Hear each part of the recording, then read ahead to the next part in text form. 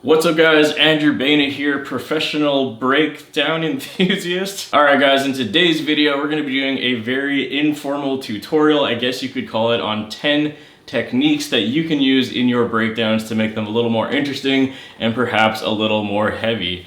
Before we go into the first example, I want to make a big disclaimer that I do not know music theory, so I apologize if some of the terms I use are not the correct music theory terms for it, but hopefully that's helpful for those of you like me who don't know music theory, because maybe I'll explain it in a way that makes more sense in layman's terms. I don't really know, I just want to put that out there. So for all you music theory enthusiasts and nerds out there, please do not crucify me in the comments. I'm trying my best here. Also, I got my boy Nick Nocturnal in this video to show you guys some of these examples, so we're going to be splitting it up between myself and him playing, but that's enough intro. Let's get on to the first example. So the first technique I want to talk about is what I like to call panic chords. These are still used to this day, but they were very, very heavily used in the early metalcore days of like 2010. Like if you listen to like Attack Attack and Of Mice and Men and stuff like that, this was their favorite thing to do, and it still sounds pretty awesome to this day. So basically what a panic chord is it's really just a dissonant chord, which means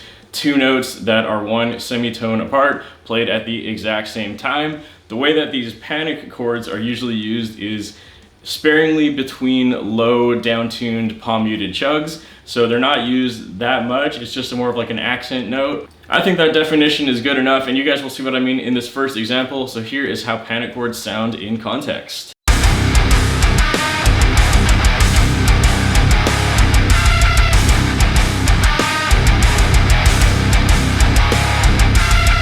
Alright, for technique number 2, this is very similar to the one we were just talking about, except it's just dissonance as a whole. So in the first example, it was dissonance on the higher panic chords. Now we're going to be talking about dissonance regardless of where you are on the fretboard. So as I mentioned with panic chords, dissonant notes are just notes that are one fret apart or one semitone apart, played at the exact same time. So you can do this anywhere on the fretboard.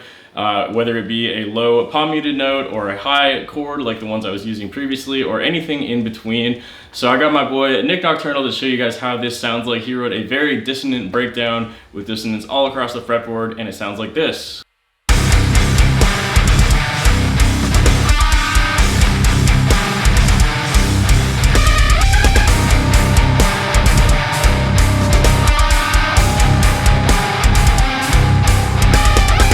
Okay, the third technique does require either a pedal or some kind of software. It is, of course, the whammy pitch shifting breakdown. Once again, in this example, we're going to be using a dissonant note, except we are going to be whammying it up by 2 octaves. So we're going to make that dissonant, disgusting chord even more high-pitched, shrill, and annoying, which is what every breakdown enthusiast loves to hear, including myself. I'm a huge sucker for whammy breakdowns, whammy riffs, anything like that. It always sounds cool. Again, just like with panic chords, in my opinion, it sounds best when it's used in conjunction with a super low tuning, and mixing like very low notes with very high notes kind of gives it that, like, I guess dynamic range would be a good way to put it.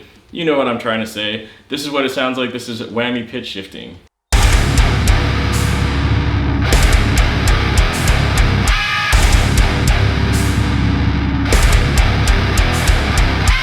Okay, next up is what I like to call offbeat drums. I know that is not the proper term for it. I'm pretty sure it's called metric modulation, but again, I'm sure my music theory enthusiasts will let me know in the comments if I was wrong.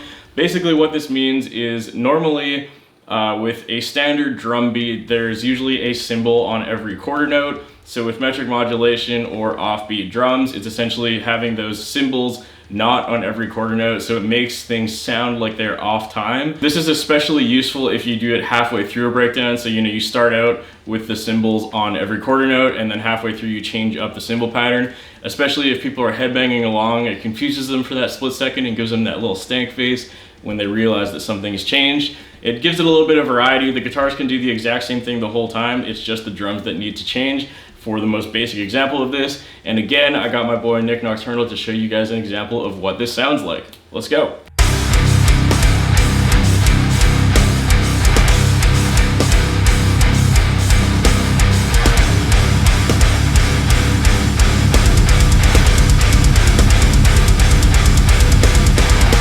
Technique number 5 is another pitch shift effect, except now we're gonna go the opposite way where we're gonna pitch shift down. So basically there's a meme about this. It's like when they bring back the nasty riff but lower. Essentially what this is having a whammy pedal or a pitch shifting plugin or whatever, except instead of going +2 octaves, you're gonna go down. In my example in particular, I went down -5 semitones. So it essentially sounds like your guitar is drop tuning halfway into a breakdown. It's obviously a cool effect, and again, you can play the exact same thing and it just makes it sound like it has a little more variety. Instead of playing the same thing but having it sound the same 4 times, you can play it 4 times and have half of them at this pitch and half of them at this pitch. Very simple technique. It's used by a lot of bands, especially like Wage War, I know does this all the time. So here is an example of what that sounds like.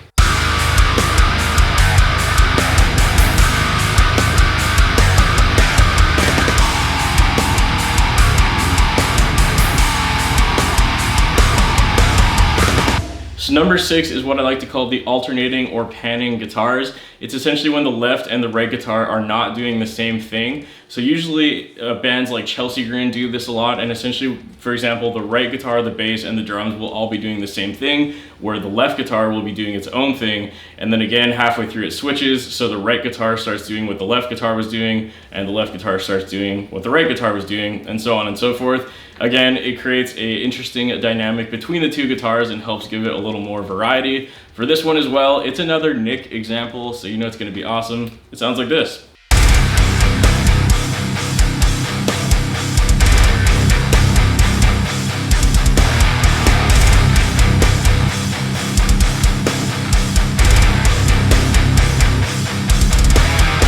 Technique number 7 is very simple and it only involves the drums. It's used in pretty much every breakdown ever, and it is the half-time drums. So again, for this example, basically there's going to be a breakdown, and then halfway through the breakdown it's going to repeat, except the drums are going to be half-time. Essentially what that means is instead of a cymbal being every quarter note, it's going to be every half note instead. For this example, I actually used the exact same riff I did with my pitch down example, because I thought that that one was good, but I thought it sounded much better when the drums were also half-time.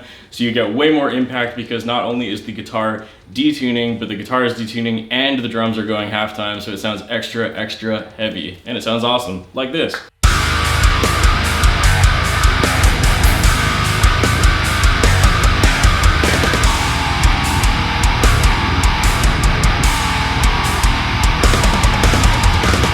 Technique number 8 is ambient leads. This one is probably pretty self-explanatory, but basically instead of only having a breakdown with low tuned chugs, you want to add a little more depth in there, and an easy way to do that is just to have a simple lead filling in the rest of the song. So this is usually something like a single note or maybe 2 or 3 notes that are just tremolo picked in the background with a ton of reverb and delay, which is what Nick did in the upcoming example. And to make it even more interesting, you could of course add harmonies and different layers into that, which Nick also did, where halfway through this next upcoming breakdown, you'll notice that he adds in a second lead over top of the single note trem picked thing in the background. So this is an example of what ambient leads sounds like by Mr. Nick. Let's go.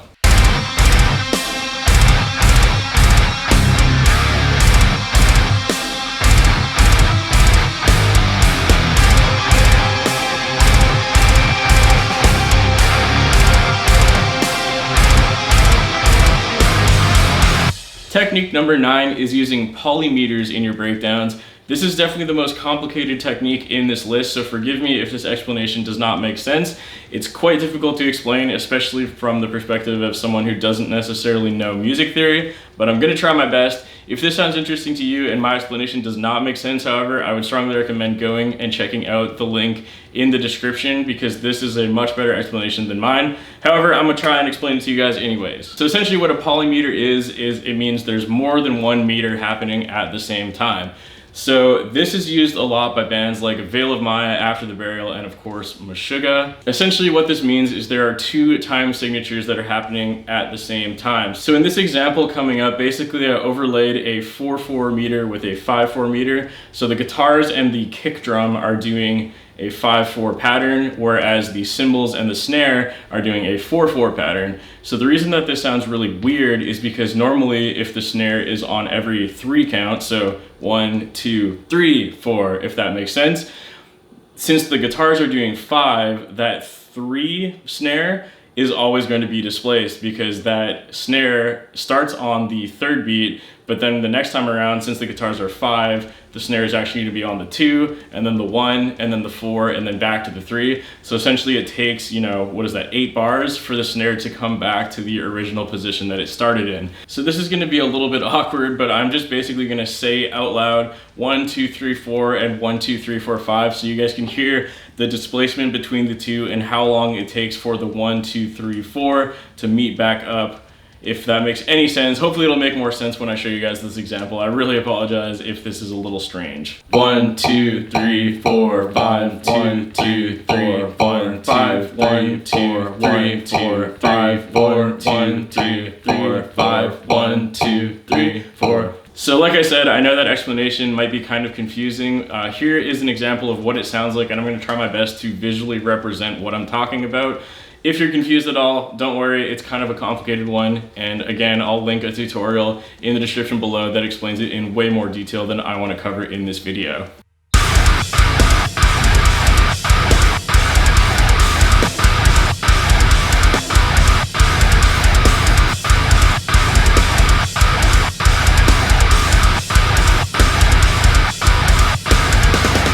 Okay, and last but not least is another very easy one after that more complicated one. This is simply triplets. Everyone knows what a triplet is. Instead of counting 1, 2, 3, 4, it's 1, 2, 3, 4, 5, 6, 1, 2, 3, 4, 5, 6. So it's just adding 3 notes in place of 1 or 2, making it a triplet. So in this example coming up, Nick does a good example of adding triplets into a breakdown, and it sounds like this.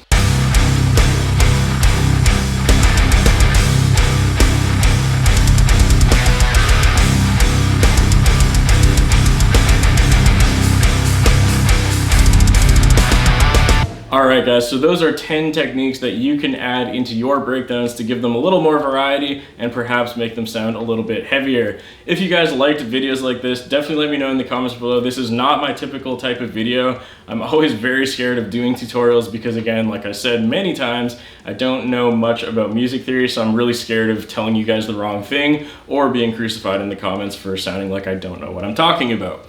But regardless, I hope this had some good information and that it helps you guys when you're writing your breakdowns or riffs or whatever you happen to be doing. Before I get out of here, I just want to mention, obviously, a massive thank you to Nick Nocturnal. We also just dropped a brand new collab on his channel, which was power metal stereotypes. It's definitely not my preferred genre, and I didn't know much about it, but it was fun to learn. So go check out that video on his channel. Also give his channel a subscribe, like, all the good stuff if you don't already. And also, last but not least, I want to give a big thank you to all my Patreon members whose names are on the screen at this point in time. This channel would not be possible without you guys, and if you guys are not Patreon members, if you're interested in audio downloads, shout out on the screen, guitar tabs, or audio stems, you can find all of that over on my Patreon page. That's all I have to say for this video. Thank you guys so much for watching. Again, I really hope you find some of this information valuable. Thanks for watching, and I'll see you next time, maybe.